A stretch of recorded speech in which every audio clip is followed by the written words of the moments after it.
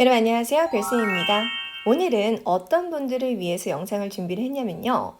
파트 5 어휘 문제를 풀 때 A, B, C, D 보기에 있는 단어들 다 알아. 그리고 위에 있는 문장 해석 했어.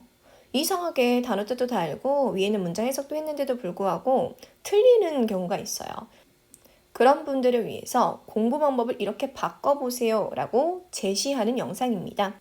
제가 직접 학생들을 가르쳐 줄 때요. 그런 경우가 너무나도 많아요. 물어보면 뜻을 다 아는데도 불구하고 정답을 엉뚱한 걸 골라요. 그런 학생들한테 제가 항상 복습할 때 이걸 꼭 지켜라라고 하나 제시해주는 공부 방법이 있습니다. 그럼 그게 뭔지 같이 살펴보도록 할 건데요. 문제를 총 3가지를 준비를 했어요. 3개. 그러면 일단은 풀어봐야겠죠? 자, 파트 5 한 문제당 20초 안에 문제를 푸셔야 됩니다. 그럼 지금 화면에 나와 있는 이 문제 제가 20초 될 테니까 정답 한번 골라보세요. 가봅시다. 출발!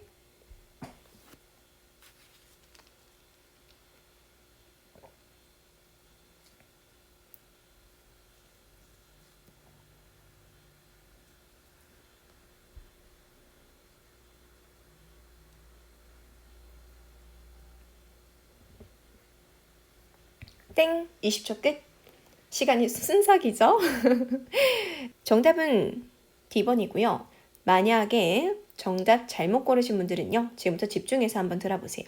자, 우리가 문제를 제가 뭐 예를 들어서 뭘로 해볼까? B번으로 했다고 한번 쳐볼게요. 그럼 나는 어떻게 적용을 했느냐? 이게 여기 들어가서 송장의 부분이 정확하다. 말이 되는 것 같은데? 이렇게 나는 풀었을 거예요.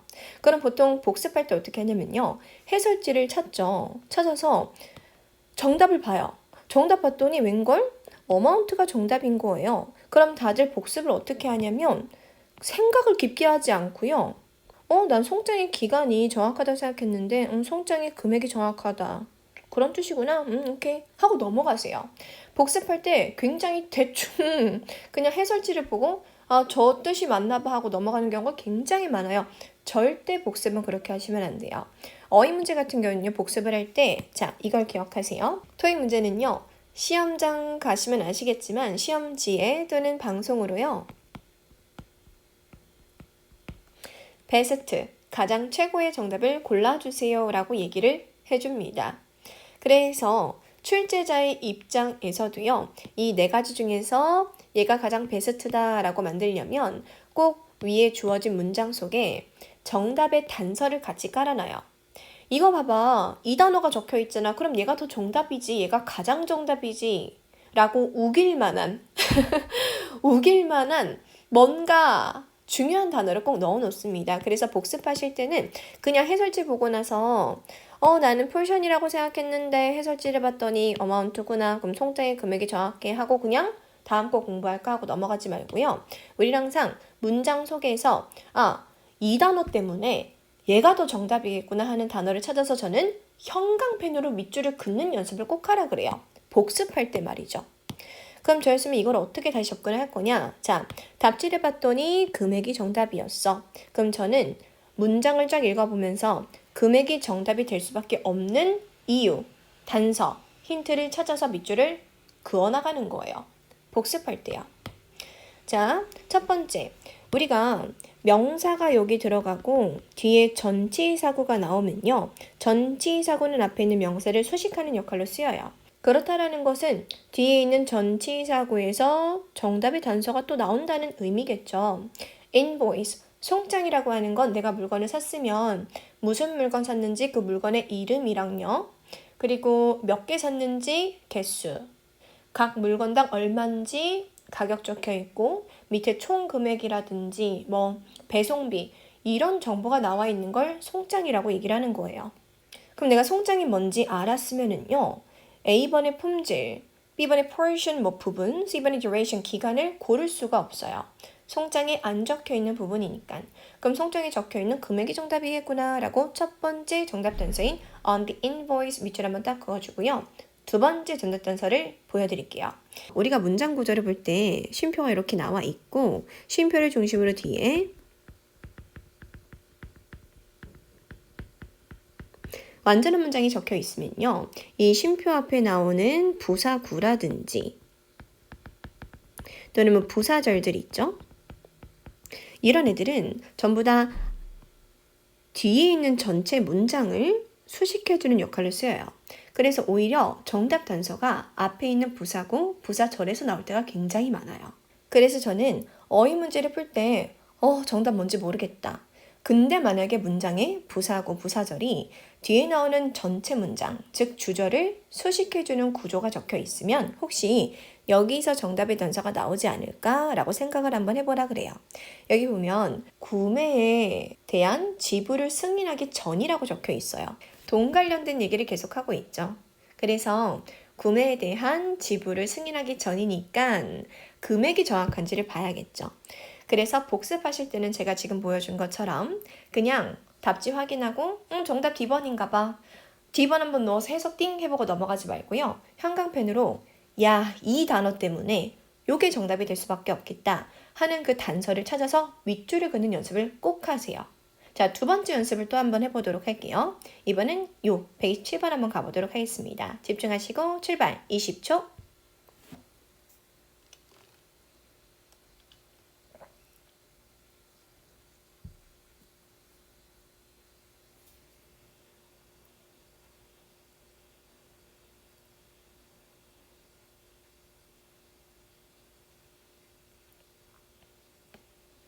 땡! 또 순삭이죠? 이 문제를 풀 때요. 정말 애매한 게 내가 알고 있는 한국어 뜻을 그냥 넣잖아요. 말이 다 되는 것처럼 느껴져요. 효과적인 개선, 지속적인 개선, 독점적인 개선, 상업적인 개선. 다 되는데. 자, 그래서 여러분 그냥 말 되는 거를 막 고르려고 하지 말고 정답 단서를 찾아가 보도록 합시다. 여기 정답 단서는 누구냐면요. thanks to입니다. 그냥 지나갈 수가 없어요. thanks to가 전치사고 뭐뭐 덕분에 라고 쓰이죠. 우리 앞에서 배웠던 쉼표가 나와 있고 뒤에가 완전한 문장 구조를 다 가지고 있어요. 그럼 쉼표 앞에는 부사하고 부사절 이런 게 나온다고 했었는데 지금은 전치사구가요. 부사 역할로 쓰이는 거죠. 그럼 이 전치사구가 뒤에 있는 문장 전체를 다 수식을 해주는 거니까 전치사구에서 정답 단서를 끌어와야 돼요. 자, 근데 덕분에라고 하는 거는요. 그냥 생각하는 게 아니라 얘는 이유, 원인과 관련된 전치사다라는 걸 알아야 돼요. 예를 들어서 별쌤 덕분에 제가 토익 성적이 올랐어요. 이렇게 얘기하면 제가 원인이 되는 거죠. 별쌤이 원인이 되는 거고 토익 성적 향상이 결과가 되는 거예요. 그래서 저는 땡수라든지 비슷한 패턴들 많죠? because of, due to 이런 게 적혀 있으면 그냥 풀지 말고 이 전치사구가 바로 원인이 되어야 합니다 라고 얘기를 해주고요. 뒤에 나오는 주절이 결과가 되어야 합니다. 이걸 신경 쓰면서 문제를 푸세요 라고 해줘요. 그럼 지금 보시면 우리 혁신팀의 노력 덕분에 부분이 원인이 돼야 되고 주절이 결과가 돼야 되는 거니까 생각을 해봐야죠. 노력을 하면 일을 열심히 하고 노력하면 무슨 일이 발생이 돼요? 계속 좋아지죠. 그리고 여기 또 현재 진행 시제도 적혀 있어요. 지속적으로 계속해서 좋아지고 있다라는 정답 B번으로 가야지 더 맞게 됩니다. 그래서 복습을 하실 때는요. 제가 아까 얘기했던 정답 단서 찾아서 형광펜으로 밑줄을 그어라. Thanks to 블라블라 때문에 continually 더 정답이구나 이렇게 가주시는 거예요. 자, 그럼 마지막 하나만 더 해보도록 하겠습니다. 125번 가볼게요. 20초 갑니다. 시작.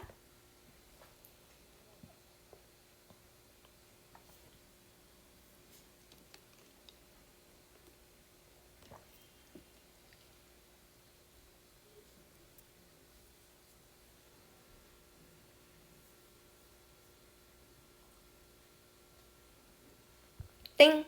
또 끝났어요. 모르는 단어가 없기를 바라면서 모르는 단어가 너무 많아. 그럼 여러분 어휘 정말 부족한 겁니다. 어휘 공부부터 먼저 하셔야 돼요. 어휘를 열심히 공부해도 단어 뜻을 알아도 틀리는데 모르면 당연히 못 맞추죠. 자, 잔소리 한번 하고 우리 이제 이 문제를 또 풀어보도록 할게요. 이것도요. 학생들이 잘 틀려요. 많이 틀립니다. 잘못 고른 경우가 생겨요. 그래서 저랑은 또 정답 단서를 찾는 연습을 한번 해보도록 할 건데요.